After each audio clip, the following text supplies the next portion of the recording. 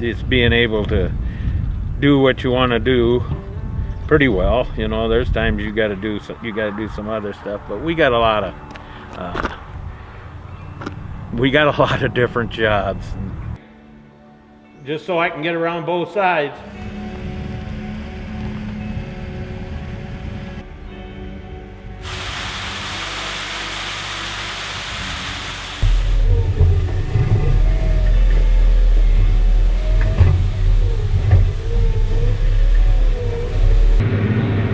It ain't bad though, it's not better than sitting in the classroom. It sucked. I hated it for the first couple months, then I just got over the fact that I wasn't coming home. I still come home like every weekend. I pretty much know what I'm gonna do with my life once I get done anyway. Have you always wanted to do farming? Oh yeah. Ever since I was a kid. Drove a tractor? Yeah. By yourself? I don't know. It'd have been that 40-20, probably driving around the feedlot while Dad scraped pens. 8 years old. I ran a forklift into our shop while at home because it didn't have any brakes. I was probably 13 or 14 at that point. I had a day where I had a bearing go out of the feed wagon, which they go out sometimes, but then that night, all we had left was the other feed wagon. I ripped the spout right off it. Oh, really? So he was calling me. I was reaching my phone out of my pocket, and I turned, and all of a sudden I drilled the bunk with it and ripped it right off. I had him run the grain cart when he was probably 7. I was combining, and then I needed at a different end of the field I was trying to open up, and it was a power shift, so you don't have to push a clutch in. So then here I told him just put it in gear and drive alongside real slow, and he could do that. He was pretty little, but he could pull the lever back to neutral and then it would stop. Yeah. So, but he wasn't big enough to push a clutch in yet.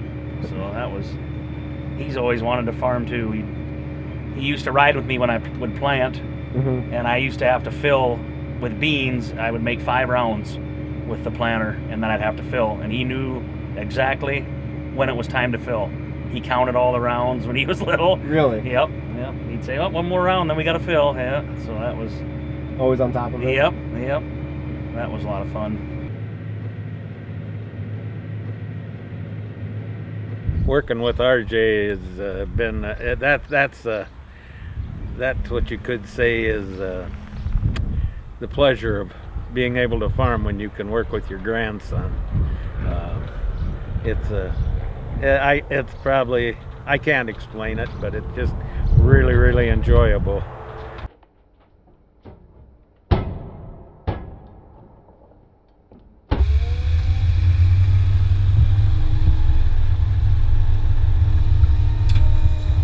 Farm. When I got out of high school, I worked for my grandpa and my Uncle Joe for about 1.5 years, and then I started farming with Dad. We farmed with Dad's brothers. Yeah. Everybody farmed together for probably 7 or 8 years when I was out of high school, and then we started going on our own because our operations were growing, and all the uncles had a son that also was going to farm, so everybody kind of did their own thing. Yep. That was kind of neat how we all got along, 4 brothers and their kids. And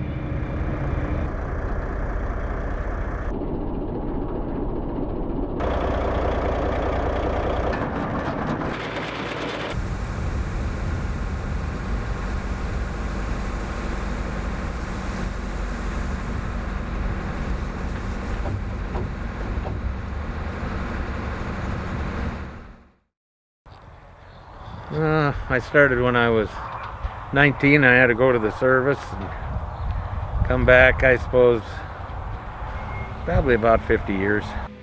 Been selling DeKalb for 40, started in 1974, so 44 years.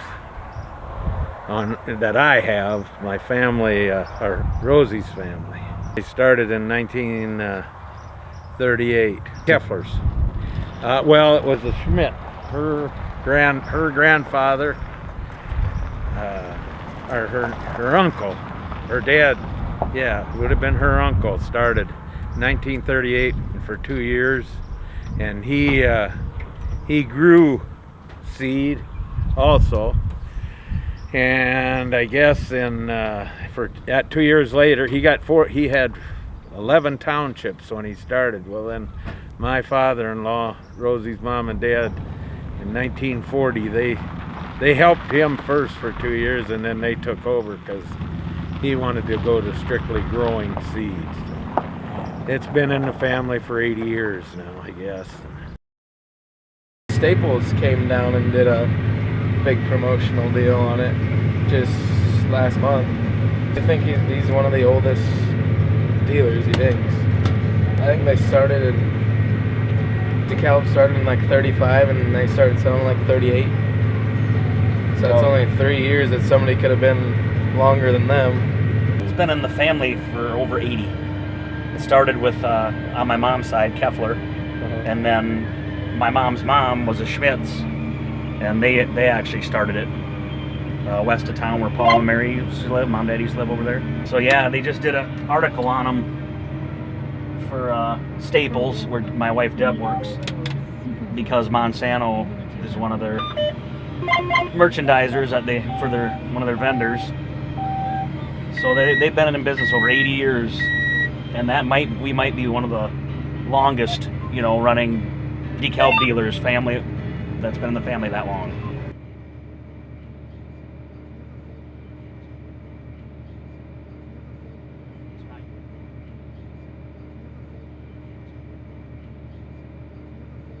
Staples is doing an article on us, just a little insert for their magazine, and they'll kick that off at their big meeting when they have their rep meeting, or all their accountants down in Texas, wherever they're at this year. So yeah, I'd say we're one of the oldest. It's another thing with her, she's been part of this deal since the start. She run every piece of equipment we had except the planter. She's done everything else too, so it's kind of like without her, things would kind of get juggled up a little bit. She's a pretty main cog in our situation too. So, but it takes everybody, he pretty well takes care of everything. So I just got to go, and I got Ryan Feek in the seed business. He manages all the business end of it. So all the grandkids, they get involved every so often, picking up rocks or whatever else we got to do.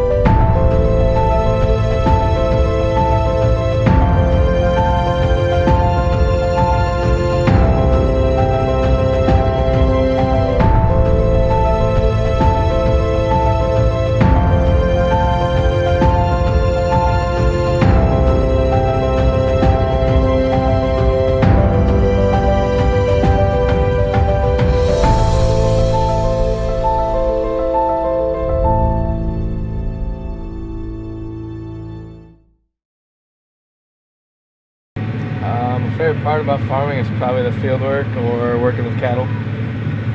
You like feeding every day? Oh yeah. Does it get old? Nope. No? Maybe when they're fat it gets a little old because they're not as excited as when they were young. But yeah, when they get a couple more months, they won't be able to jump around anymore. They get pretty big. When we're delivering seed, we're doing seed, I pretty well most every day's here. I got a couple fields ready for them this year, but that was it. We got a hired man, and Christopher Luch helps us, and then RJ and Nick, and it's a family deal, so, and it works well. Been working well. He's in there all the time. I'd rather be running my planter or sprayer or something. In the field? Yeah, I ran it for like 200 acres last year, but we're spraying Acuron once on all our corn, so that's the only thing you spray. So if you screw it up or miss a spot, you don't go. You have to go back and respray it for no reason. I don't know. I really liked running the sprayer yesterday. I like doing that. Does it? And I like planting, but I don't know if I'll be able to touch the new one this year. He loves it too much. Well, it's all one deal, so right now we're farming about 2,500 acres. So we got about 3,600 head of cattle up there. And I think he said seed-wise we're selling between 9,000 and 10,000 bags of corn and 18,000, 19,000 bags of beans. It takes everybody. I mean, like Ryan and Jesse and Mike. Mark was out here helping yesterday, and he's mowing some now, so he gets involved in it when he can. You know, we feed a lot of cattle. You know, between all three of us, 3 operations, I would say 7,000 head of cattle. Wow. Yeah, maybe 8, probably, because we feed 3,300. Jerry always feeds about 1,500. So you know you're close to 5,000, and Pat feeds 3,000 to 4,000. It's 8,000 to 9,000 head. Wow. Yeah. Wow. So that's pretty for family owned. You know, we don't feed for anybody. They're all family owned cattle. It's pretty big. Yeah, that is a big operation. Yeah. Yeah, this is a brand new monitor. Is it? Yeah, it's a newer deer monitor. All my other ones have the next size older, so this is all new for me, trying to get used to it. Yeah. All the setup of it, and it's a little bit different. It just keeps getting more advanced, you know.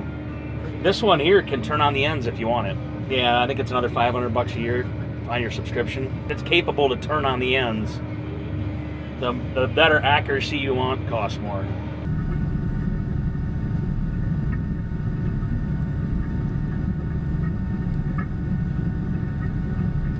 And then it's SF3, which is almost down to within 2 inches accuracy, where my other ones are about 6 inch. They go like SF1, SF2. This one's SF3 now. They never used to have 3. They used to go to RTK, which is right on. Yeah. SF3 kind of takes the place of, it's close to RTK in the new ones. Okay, my other ones I've, like for just discing, SF1. That's close enough for discing, and that's the basic general package. Okay. You get that when you have your, you know, for planting though, I want it more accurate for planting. Right. So, right. Precision. Yep. Huh. And then another addition is your section control, it's called. That shuts me off on the end. No, I gotta lift it. It just shuts it. Whatever I have done here is painted on this screen. And then when I run into what I painted, what's blue, that shuts the planter off because it shows that that has already been planted. It's overlapping or something? Yep, Okay. yep. And that's called your section control. Okay. And that's, you know, you got to pay more to have that too also. But. Yep, and all the feeding end of it up there with the feed yard too. I help wherever they need me when we're working cattle or whatever, calves, but I like the feeding end of it too. I like it all. You know, the smell of the dirt in the spring and the new calves coming in the fall, and when you got the seed going out, it's all nice when it works. With the seed here now for the last month or so between treating and going out, it's an everyday job, you know. I think last night when they folded up and got back, RJ and Ryan went up, it was 11:30 when they got back here last night, and we had a guy in the yard this morning at 6 o'clock, so you put a lot of hours in, you know, for what you're doing now, but when you get everybody taken care of and everybody satisfied, that's the name of the game. So just like everything else should do, satisfaction.